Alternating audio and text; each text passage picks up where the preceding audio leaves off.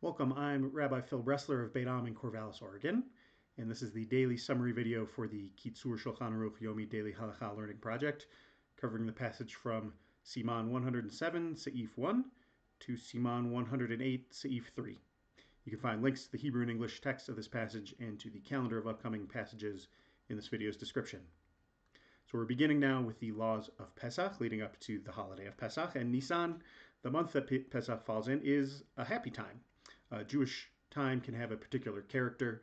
Rituals, traditions that we do can serve to evoke or even really create that character. So the Kitzur begins talking about certain downbeat prayers, pieces of liturgy that we don't say, like Tachanun, Tziduk Hadin, Tzidkat Shabbat Mincha. There's also customary extra Torah reading, which is not actually done in communities that I'm familiar with. In general, there's no fasting beginning in the month of Nisan, although some private individual fasts are allowed. This all serves to enhance the happy character of time in Nisan and avoid anything that would kind of put a damper on that.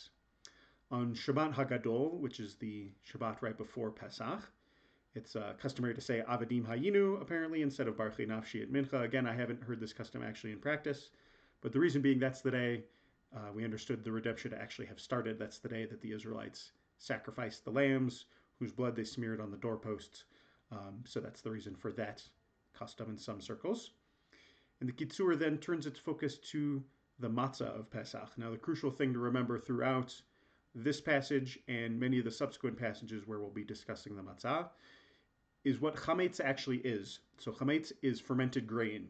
It's grain from one of the 5 species, and there's an easy acronym to remember these. It's browse, B-R-O-W-S, barley, rye, oats, wheat, and spelt.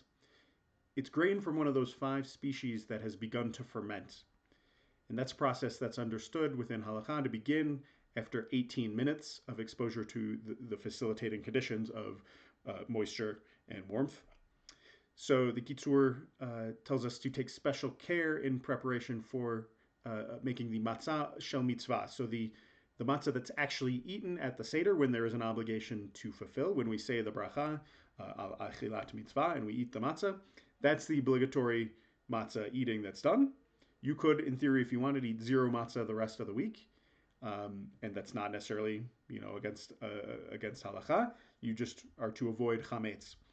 So special care we take in preparing that matzah, and this is what's described here in the Kitzur is what we call matzah shmura, matzah that is guarded either from the time that the wheat for it is harvested or the time that it's brought to the mill. The point is it's guarded very carefully to make sure no kind of water touches it at all, so the fermentation process cannot begin. The Kitzur then starts to talk about the wheat, reminding us to make sure to keep it dry, to avoid contamination with other wheat that may not be kosher.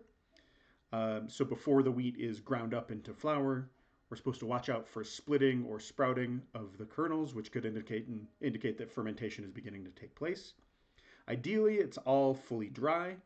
It may be possible to salvage it in part if accidents happen and some amount of wheat gets wet, but there's certain cases for that. And lastly, it's important to clean the mill, the mill that we're going to use to turn that wheat into flour. Got to clean it thoroughly, get all of the residual pre-Pesach flour out of there so we avoid contamination.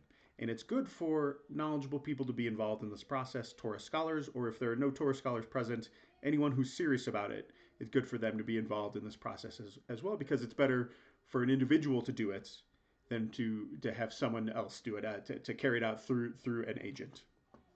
That's all for today. And as always, our learning is dedicated to Rabbi Shlomo Gansfried, the author of the Kitzur, and the historic Jewish community of Uzhhorod, Ukraine.